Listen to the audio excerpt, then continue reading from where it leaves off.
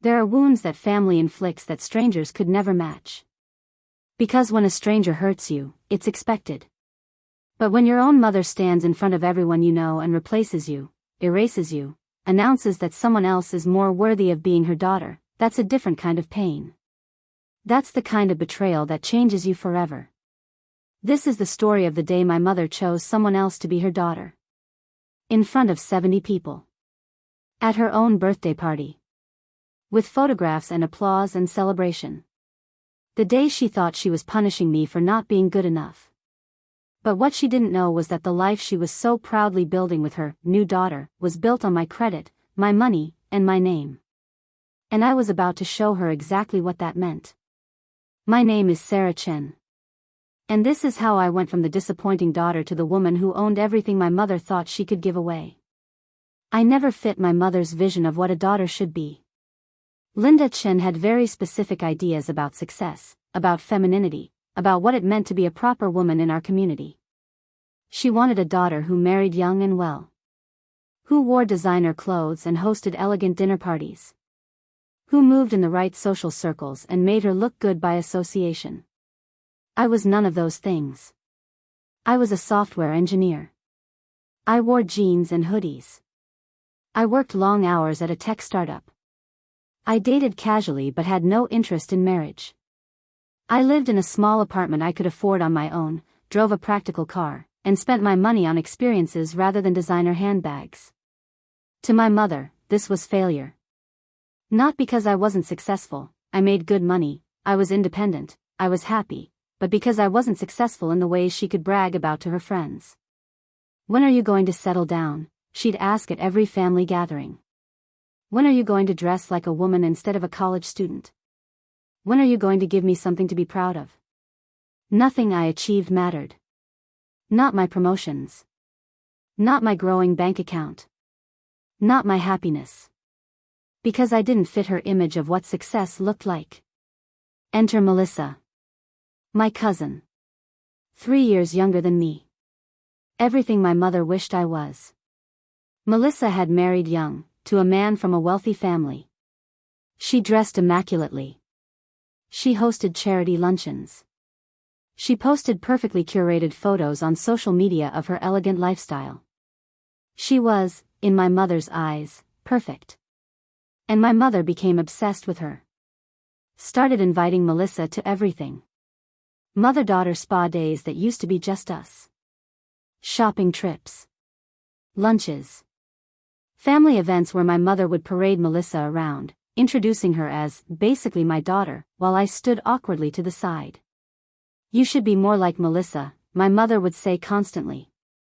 She understands what it means to be a woman. She has class. She makes her family proud. At first, I tried to laugh it off. Tried to ignore it. Told myself it was just my mother being my mother. But it hurt. Every time. Every comparison. Every moment where I was found lacking next to my cousin who'd done nothing but marry well and look pretty. Then came the apartment situation. My mother had been renting the same small place for years. She was on a fixed income, her late husband's pension and social security, and she struggled. I'd been helping her financially for years. Sending money monthly. Paying for repairs. Covering medical bills. One day, she called me excited. Sarah. I found the perfect apartment. It's in the new building downtown. 2 bedrooms. Beautiful view. But I need help with the down payment. Can you help me? I asked how much. She needed $70,000. A huge amount. But she was my mother. And despite everything, I wanted her to be happy. I wanted her to have security. So I agreed. But here's the thing. My mother's credit was terrible.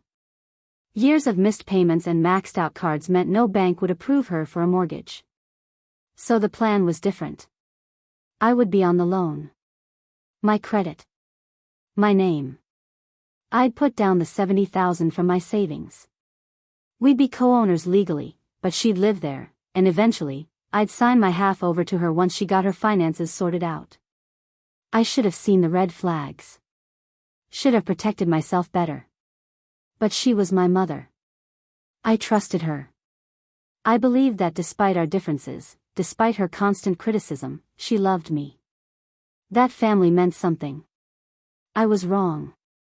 The apartment was beautiful. Modern. Bright. Everything my mother had dreamed of. We signed the papers together. Sarah Chen and Linda Chen, co-owners. I transferred the $70,000. Set up the mortgage payments to autodraft from my account since her income couldn't cover them. Told myself it was temporary. That eventually, she'd take over. That this was me being a good daughter. My mother moved in immediately. Started decorating. Posting photos. Inviting people over to see her new place. Never mentioned that I'd paid for it. Never mentioned that I was paying the mortgage. When people asked how she could afford such a nice apartment, she'd smile mysteriously and say, "I'd been saving." I told myself it didn't matter. That I didn't need credit or recognition. That helping my mother was its own reward. Then came her 60th birthday party. My mother wanted to celebrate in her new apartment. A big party. Catered food. Professional photographer. She invited everyone. Extended family. Friends. Neighbors. Colleagues from her old job. 70 people crammed into that apartment I was paying for, celebrating a woman who'd spent years telling me I wasn't good enough. I almost didn't go. My best friend told me to skip it. "Sarah, she treats you terribly. You don't owe her your presence." But she was still my mother. And some part of me, some stubborn, hopeful part, thought maybe this time would be different. Maybe she'd acknowledge me. Thank me. Show some appreciation. I dressed nicely. Bought an expensive gift. Showed up with a smile. My mother barely acknowledged me when I arrived. She was too busy showing off the apartment, playing hostess, basking in attention. Melissa was there, of course. Dressed like she was attending a gala. Standing next to my mother like they were posing for a magazine spread. The party was fine. Awkward for me, but fine. I stood in corners. Made small talk with relatives I barely knew. Watched my mother laugh and celebrate. And then came time for the speeches. My mother stood in the center of the living room I was paying for, champagne glass in hand, looking radiant and happy. Everyone gathered around. The photographer positioned himself to capture the moment. And my mother began to speak. "Thank you all so much for coming to celebrate with me. 60 years old. I can hardly believe it. This past year has been such a blessing. This beautiful apartment, this new chapter in my life, and most importantly, the people I love surrounding me." She gestured around the room. People smiled. Clinked glasses. Then her eyes landed on Melissa. And her face lit up in a way I'd never seen her look at me. "I want to take a moment to talk about family," my mother continued. "About what it means to have a daughter who makes you proud. Who understands your values. Who represents everything you hope to create in this world." My stomach started to tighten. Something felt wrong. "Melissa," my mother said, reaching out her hand. Melissa walked over, confused but smiling. My mother pulled her close. "You have been more of a daughter to me than I ever could have hoped for. Your grace. Your elegance. The way you carry yourself.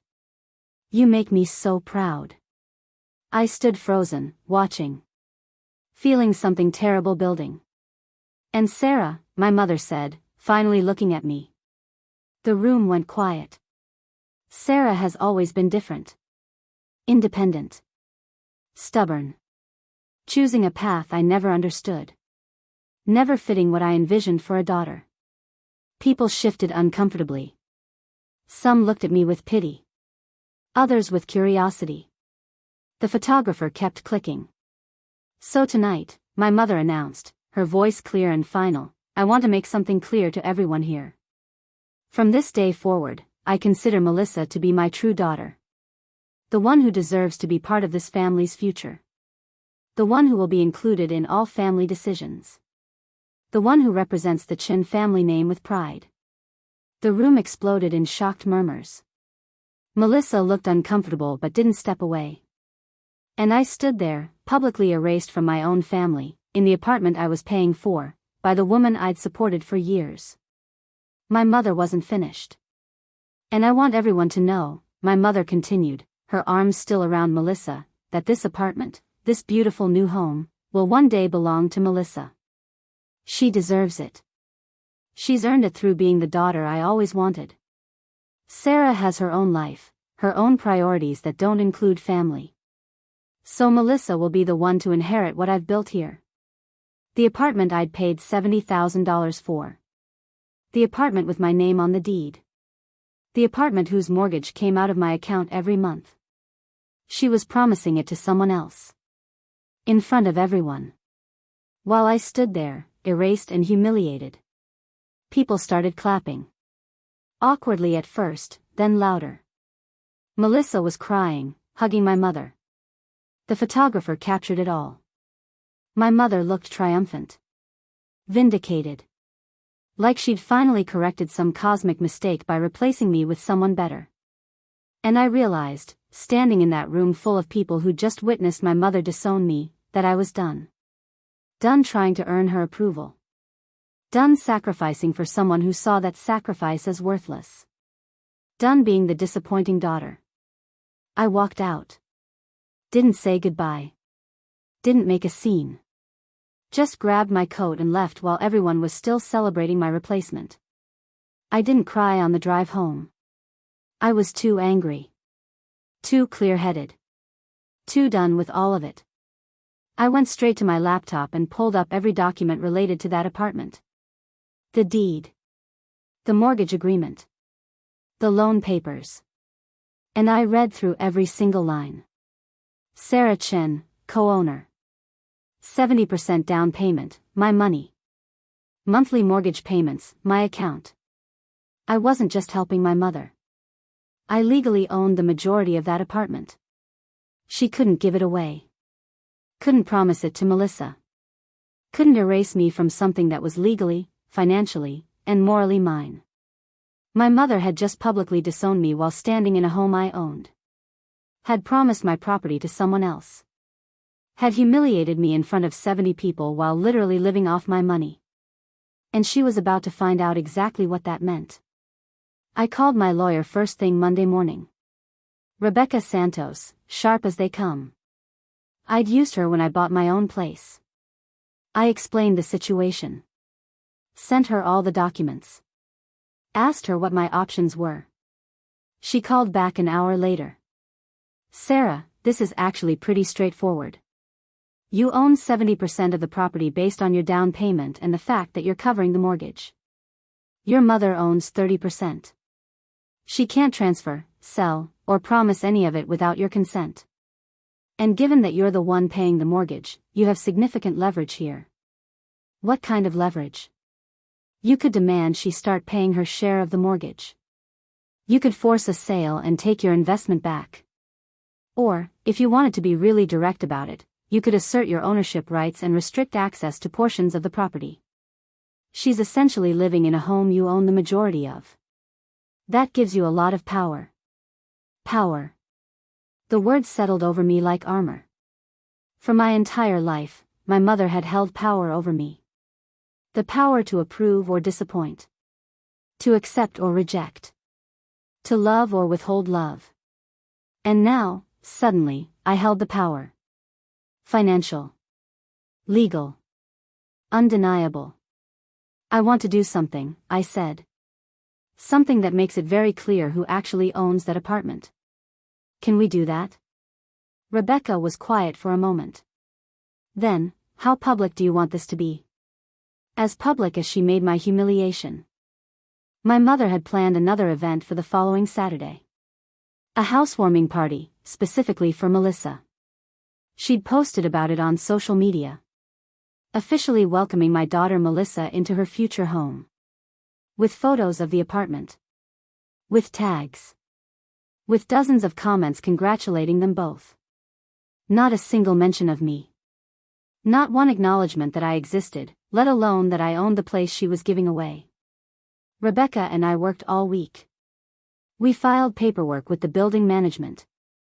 Established clear documentation of ownership. Had official notices prepared. And then, the morning of the housewarming party, we acted. When my mother and Melissa arrived at the apartment with their party decorations and catering setup, they found something unexpected. A legal notice, posted on the door. Official. Stamped. Impossible to ignore.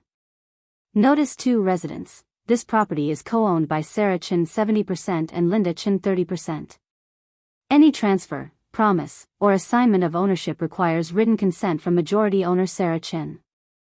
Entry restrictions may be enforced by property owner. For questions, contact Chin Property Management.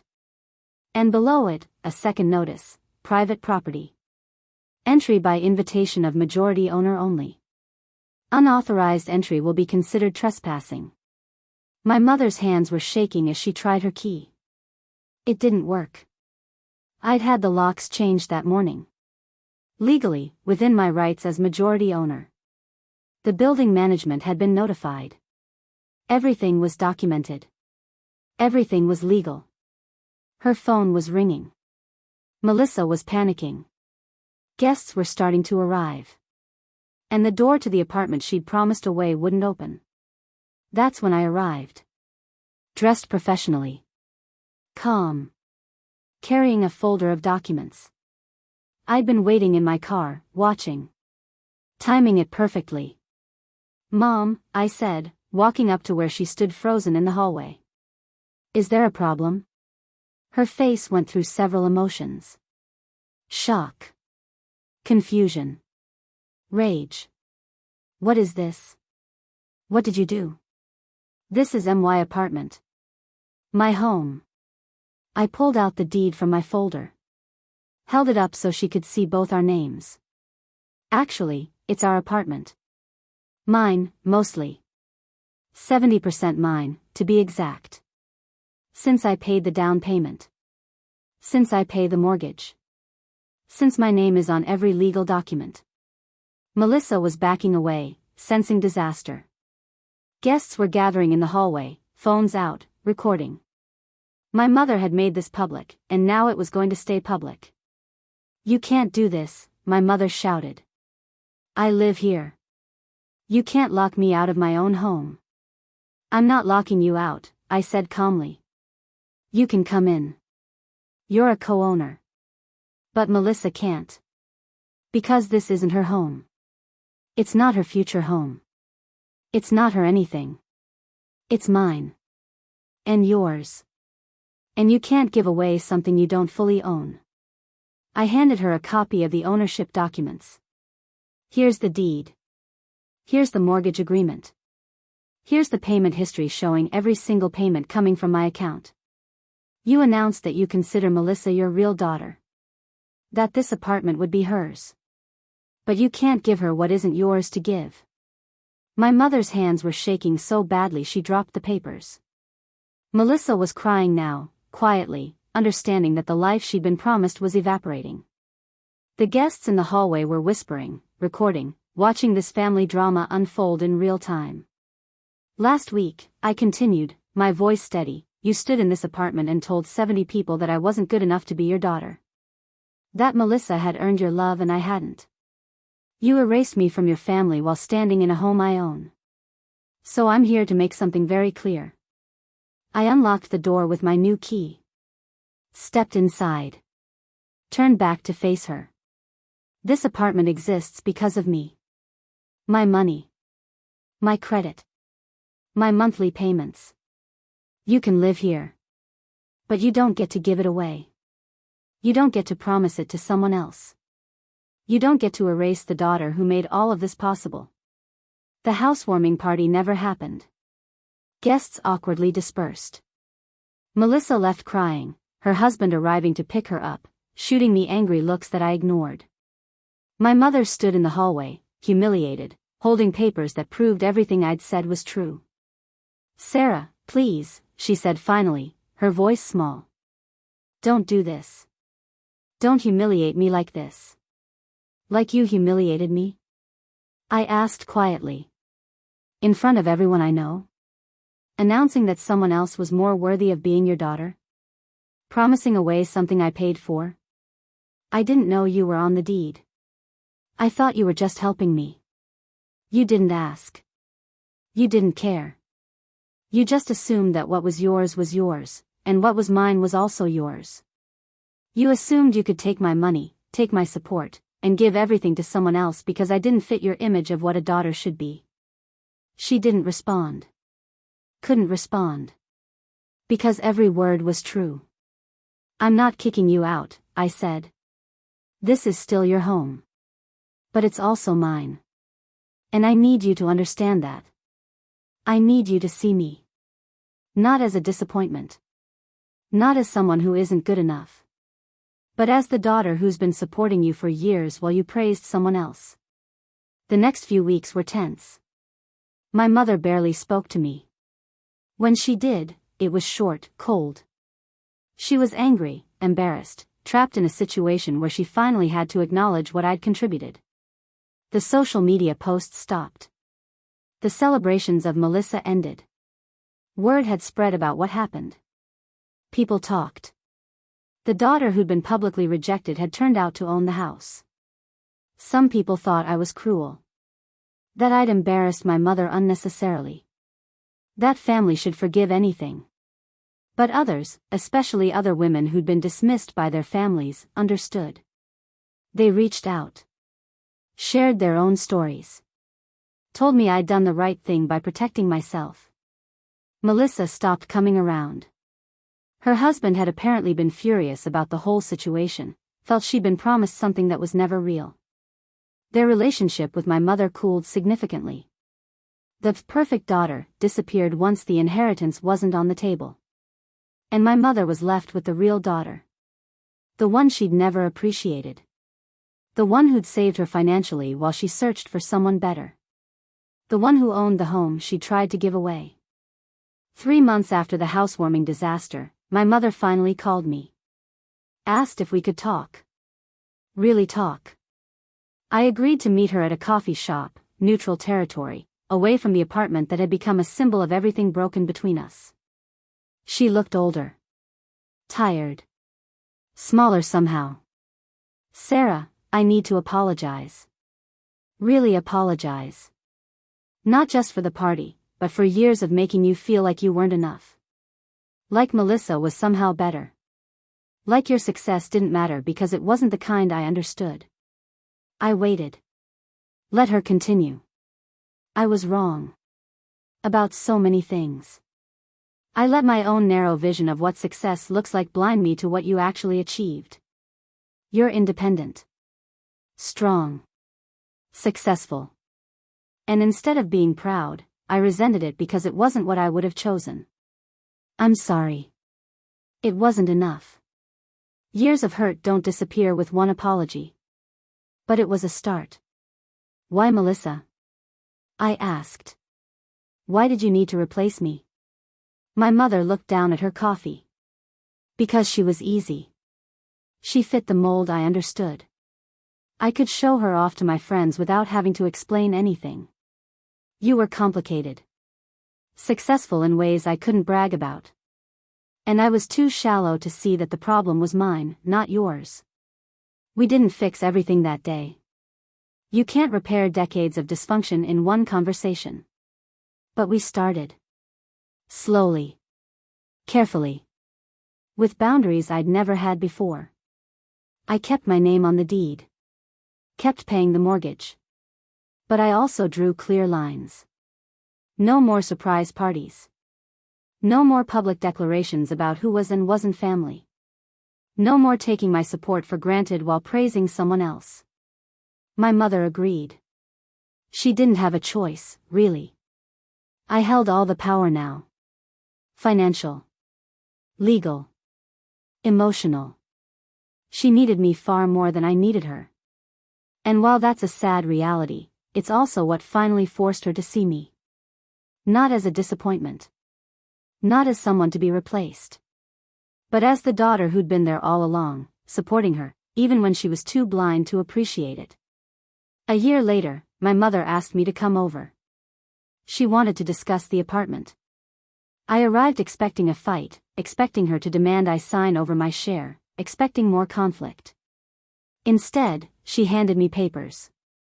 I want to make this right. I want to officially refinance. Put the apartment entirely in your name. Pay you back for what I owe. I looked at the papers, confused. You can't afford to pay me back. I know. But I can sell. Downsize. Move somewhere smaller that I can actually afford on my own. And give you back what you invested. What you've been paying all this time while I pretended it was mine to give away. I stared at her. You'd give up the apartment? It was never really mine, she said quietly. It's yours. You paid for it. You earned it. And I've been living in something you built while treating you like you didn't matter. That needs to end. We didn't sell the apartment. Instead, we restructured. I became the sole owner, officially. My mother pays me rent, modest, within her means. She's still there, but we both know the reality now. She's living in my property, by my grace, after years of me supporting her while she looked for someone better. It's not the mother-daughter relationship I once wished for. But it's honest.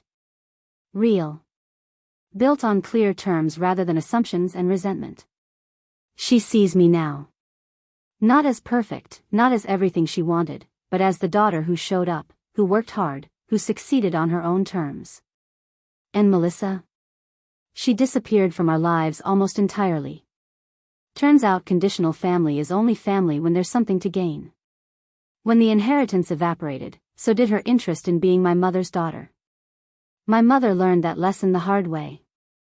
That the daughter who sticks around when there's nothing to gain is worth more than the one who only appears when there's something to inherit. 2 years after that birthday party, I attended a family gathering. Extended family, including the people who'd witnessed my public rejection. My mother introduced me differently this time. This is my daughter Sarah. She's a software engineer. She's incredibly successful. And she's the reason I have a beautiful home to live in. I'm very proud of her. It was simple. Direct. True. And it was the first time in my life I'd heard my mother say she was proud of me in front of other people. Some of the relatives looked uncomfortable, remembering what they'd witnessed before. But I didn't care about them. I cared that my mother had finally learned to see me. To value me. To acknowledge that success comes in many forms, and mine was just as valid as anyone else's. This is the story of the day my mother announced her new daughter while standing in an apartment I owned. A reminder that you can't give away what isn't yours. That the people you take for granted might be the foundation your entire life is built on. And when you finally push them too far, they might just show you exactly what you've been standing on. My mother thought she was replacing me with someone better. Instead, she discovered that the daughter she dismissed was the only thing keeping her afloat. And that lesson, painful as it was, finally forced her to see me. Not as a disappointment. Not as someone who needed to change. But as the daughter who'd been enough all along. She just hadn't been willing to see it. I share this story not as revenge, but as a reminder. To daughters who've never felt good enough. To children who've been compared to others and found lacking. To anyone who's been told they don't measure up to someone's narrow definition of success. You are enough. Your success, your path, your choices, they're valid. Even if the people who should love you unconditionally can't see it. Even if they look for someone else to fill a role you've been filling all along. Even if they promise away things you've built while pretending you don't exist. Protect yourself. Know your worth. Document your contributions. And never let anyone make you feel like you're not enough, especially when you're the one holding everything together. Thank you for watching. If this story resonated with you, leave a comment below. Have you ever been replaced by your own family? Have you had to prove your worth to people who should have valued you all along? Share your story. And remember, the people who don't appreciate you don't deserve access to what you've built. Protect yourself. Protect your work. And never apologize for taking what's legally, rightfully, and morally yours. Sometimes the greatest act of self-love is showing the people who dismissed you exactly what they were taking for granted. And watching them realize, too late, that they were standing on a foundation you built. A foundation they never bothered to acknowledge. Until the day you made them see it.